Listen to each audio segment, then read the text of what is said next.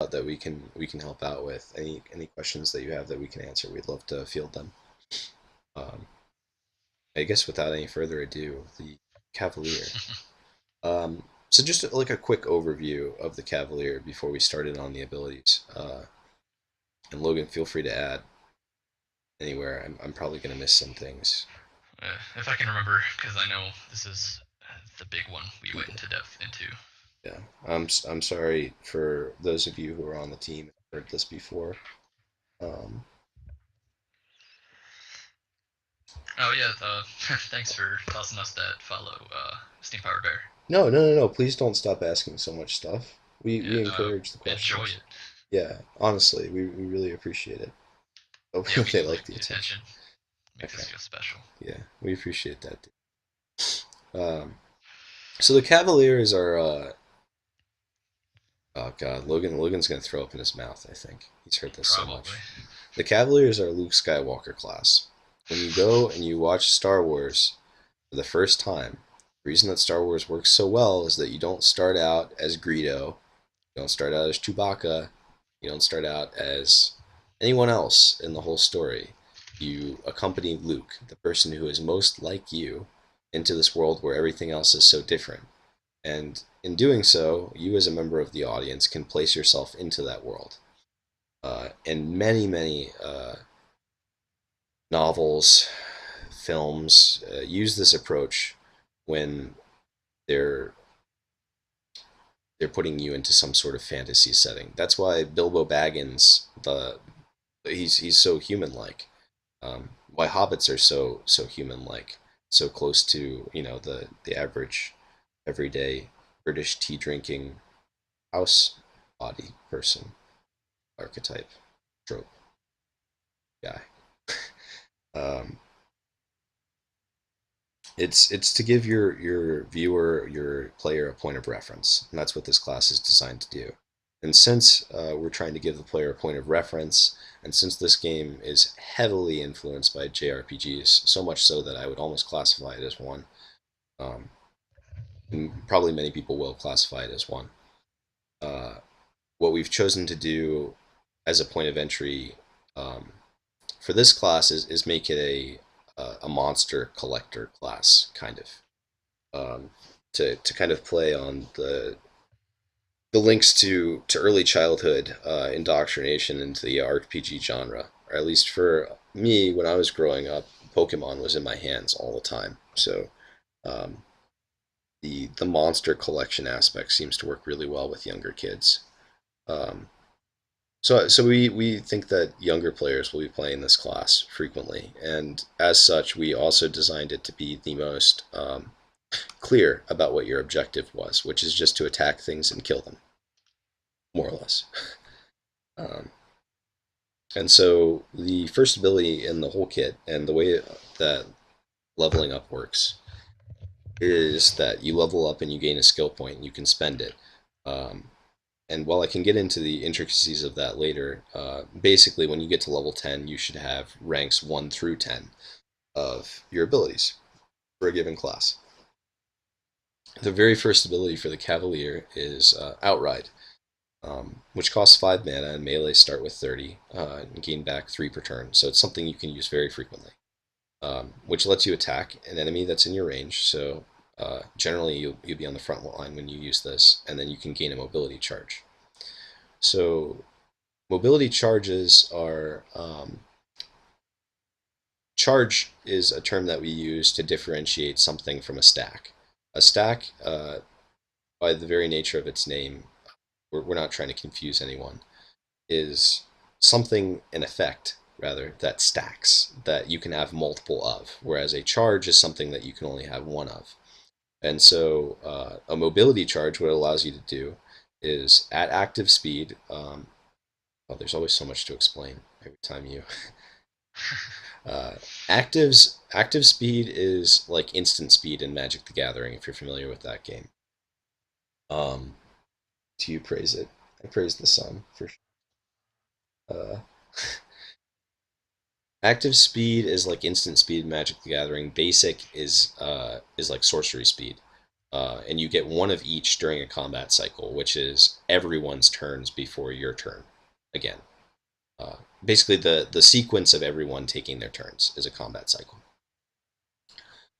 So the kits are built upon passives, basics, and actives, of which you can use one basic during your turn and one active during a combat cycle, which means you can use it during your turn or you can use it at any time. Um, and I think that's all the detail I need to get into, at least for right now, about those things.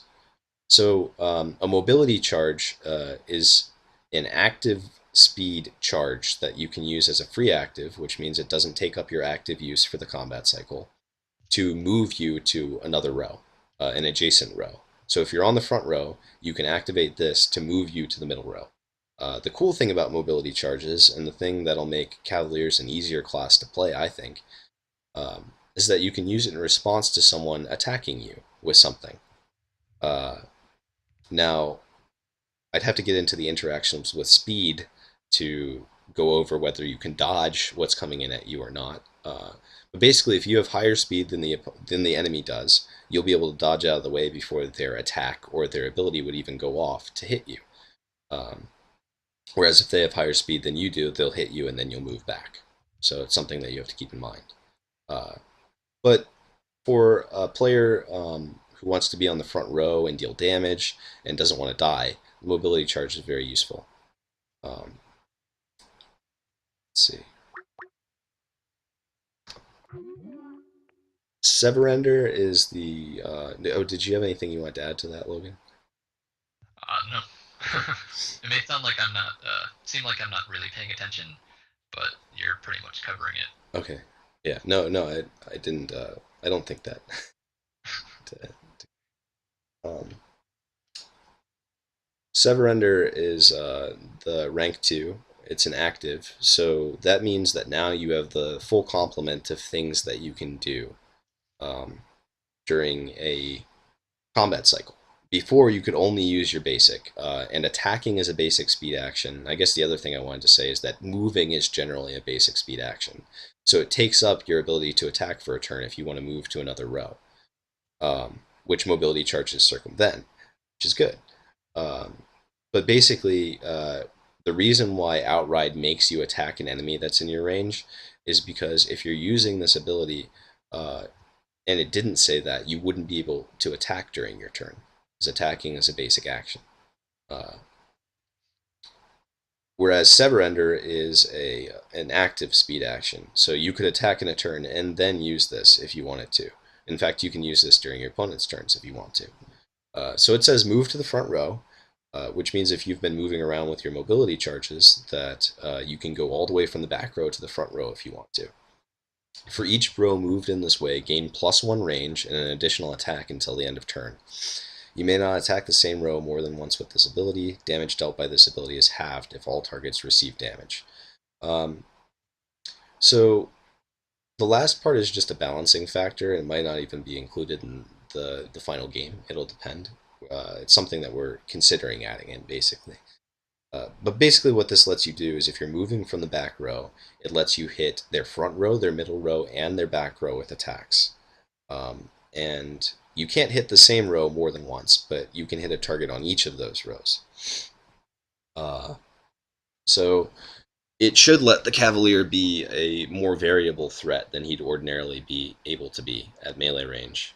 And sorry for saying "be" so frequently.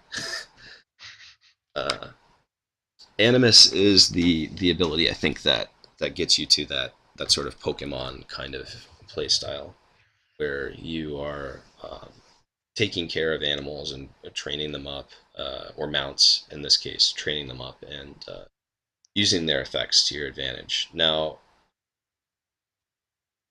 I don't want to, but I think we have to pull up the bestiary to explain how the mounts work. Yeah, it's gonna be the best way to do it. Okay, well, let's go do that. You guys are going to see our secret Google Doc with concept art and stuff. Use this power wisely.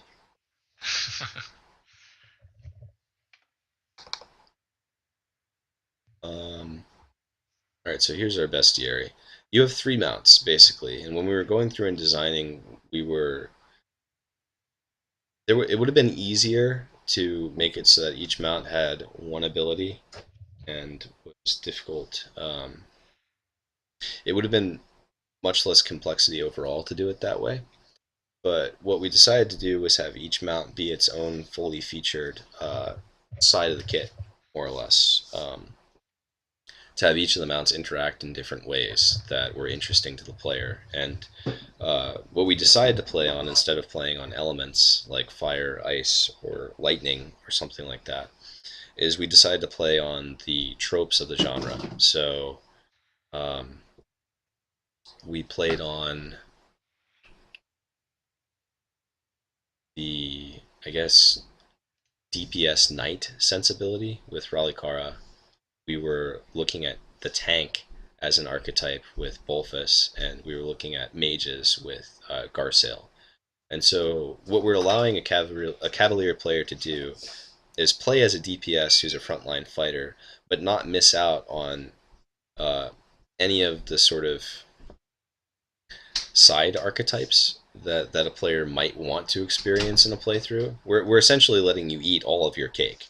Um, and the cake is not a lie in this case. It's But a very tasty cake it's too. it's a very tasty cake. We're letting you eat all of your cake by giving you these different mounts. Now the catch is that you can only have one out at a time, so you have to switch between your mounts to get the best out of their abilities. And unfortunately, at this point in your kit, um, you can only put a mount out, wait for it to die, and then switch in another mount. But at rank 4, as soon as you get to the next ability, you'll be able to switch mounts in and out.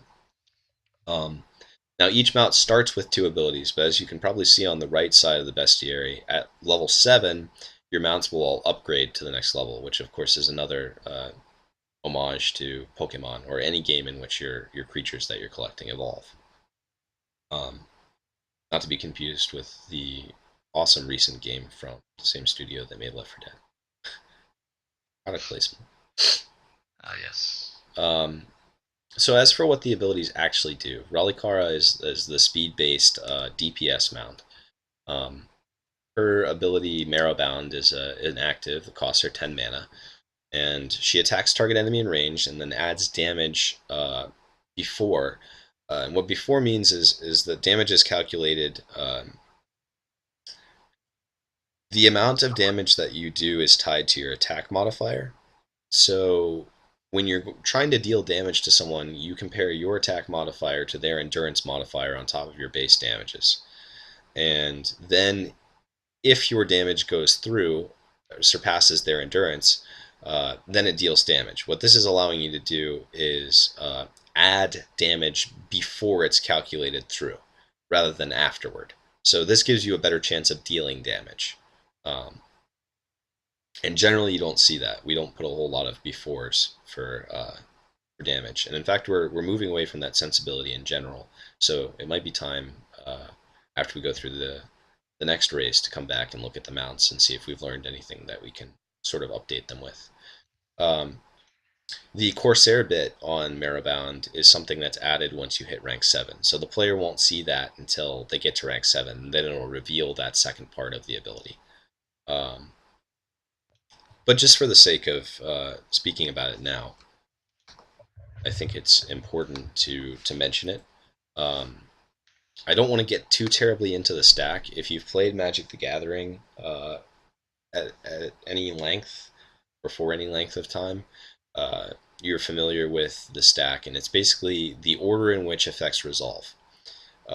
So if Ralikara is the fastest, and our stack works based on your speed stat, if Ralikara is the fastest character, or I suppose mount versus characters as well, um, who has an ability on the stack, then enemy abilities that follow the ability once it resolves, which are targeting the Cavalier or Ralikara, allow the Cavalier to transfer an objective charge to whichever enemy in that list that they choose, without losing the objective charge's progress. And unfortunately, that won't make much sense until we get to rank 5 of the Cavalier's kit, which we talk about objective charges.